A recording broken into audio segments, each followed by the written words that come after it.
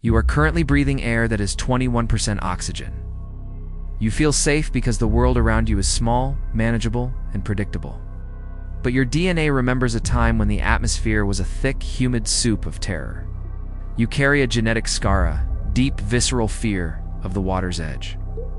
This is not an accident. It is a warning passed down through millions of years of evolution. We are told that the dinosaurs were wiped out by a rock from the sky. That is a convenient lie told to children so they aren't afraid of the beach.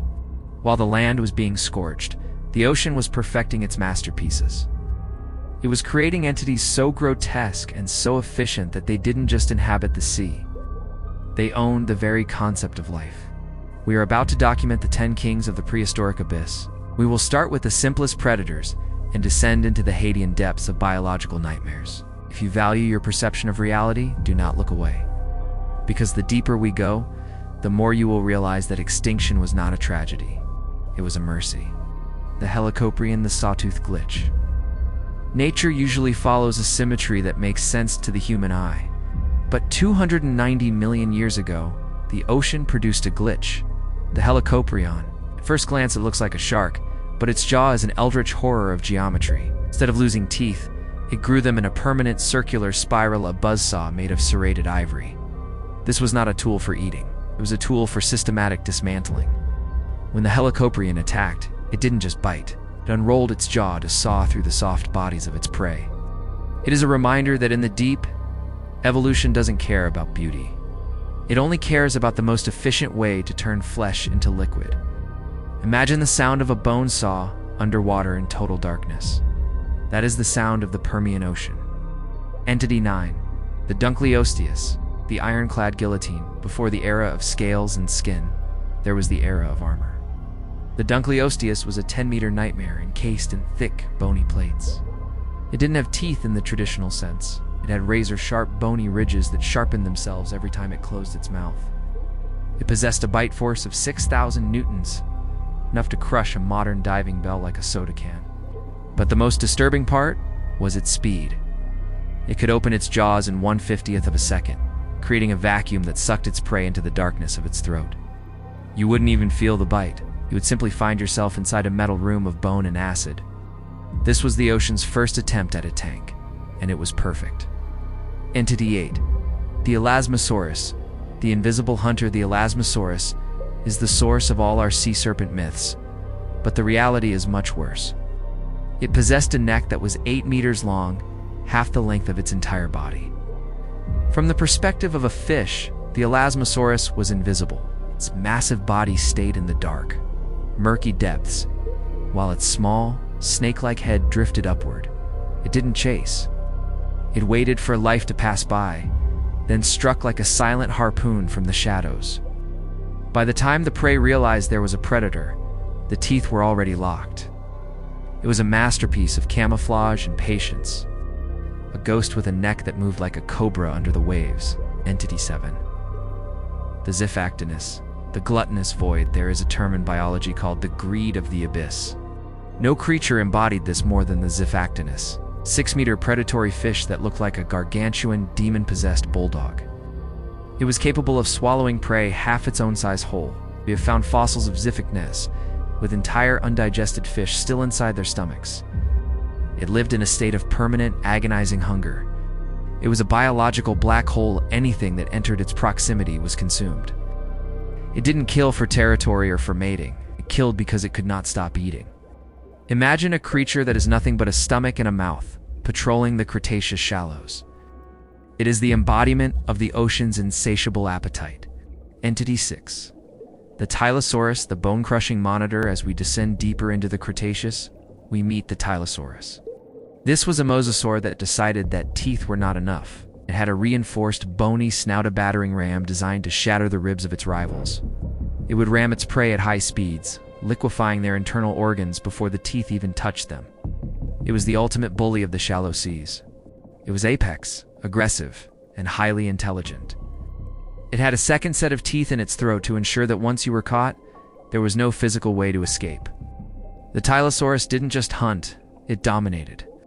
It was the reason the Cretaceous oceans were the most violent environment in Earth's history. Entity 5. The Basilosaurus, the Serpent King. Now we move into the Cenozoic, the era after the dinosaurs, where the monsters became mammals. The Basilosaurus was a 21-meter-long whale that looked like a serpent. It had the intelligence of a mammal and the body of a dragon. Unlike modern whales, it had a brain designed for complex tactical hunting. It didn't sing to its kin. It coordinated strikes on smaller whales.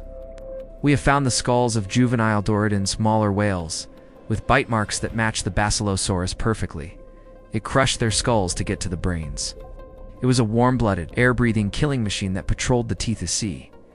It was the transition from reptile to whale, and it kept the worst traits of both. Entity 4. The Kronosaurus, the predator of the cold and the deep, cold waters of the south. The Kronosaurus reigned. It was a pliosaur with a head the size of a small car. Its teeth were as large as bananas, designed to grip and tear through the thickest blubber. It lived in the twilight zone of the prehistoric ocean, where the light begins to fail. It was built for raw power. It didn't use stealth. It used a massive explosive burst of speed from its 4 flippers. It was the prehistoric equivalent of an ambush predator that weighed 11 tons. When the Kronosaurus was in the area, the water went silent. Even the other predators fled, because the Kronosaurus did not leave leftovers. Entity 3. The Megalodon. The evolutionary ceiling. We cannot talk about the abyss without the Otodus Megalodon. But forget the movies. The reality is more terrifying. This was a 20-meter shark that spent millions of years perfecting the art of killing whales. It didn't just bite. It targeted the flippers and tails of its prey to paralyze them first. It was a surgical killer on a massive scale. Its bite force was 182,000 newtons, the strongest of any animal in history. It lived in every ocean on the planet. It was the great filter of the sea. But why did it go extinct? The answer is unsettling. The ocean became too cold, and its food moved to the poles. The Megalodon died because it was too large for its own success. It is a warning. The bigger you are, the more the planet wants you dead. And the Livyatan, the rival of God. If the Megalodon was the king, the Livyatan was the god. Named after the biblical Leviathan, this was a sperm whale that hunted other whales. It had teeth 36 centimeters long, the largest functional teeth ever seen. Unlike modern sperm whales that use suction to eat squid, the Livyatan used its massive jaws to rip chunks out of its prey. It had a massive organ in its head called the spermaceti organ, which it likely used as a battering ram. Imagine 2 18-meter titans, the Megalodon and the Livyatan, clashing in the open ocean. The water would have been red for miles. The Livyatan was the peak of mammalian evolution. It was intelligent, social, and possessed the power of a tectonic plate. It was the ultimate predator. Or so we thought. Entity 1. The Mosasaurus Hoffmanni, the Eldritch sovereign at the top of the pyramid, sits the Mosasaurus. But not the one you know.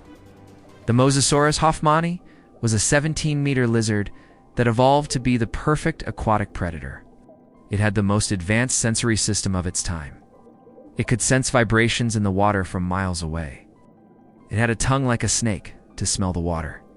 But its true power was its sheer, unrelenting aggression. It didn't just eat, it cleared the ocean. It was the reason the great inland seas of the Cretaceous became the Hell's Aquarium. When the asteroid hit, the Mosasaurus didn't die immediately. It was the last thing left in the water, patrolling a dying world in total darkness. It is the face of extinction itself. We look at these 10 entities and we feel a sense of relief. We tell ourselves that they are gone. The Lazarus taxa is just a myth for YouTube videos. But look at the physics of the deep ocean. The pressure at 11,000 meters hasn't changed since the Cretaceous. The darkness is exactly the same. The water is just as cold. Nature does not throw away a perfect design. It only puts it in a drawer.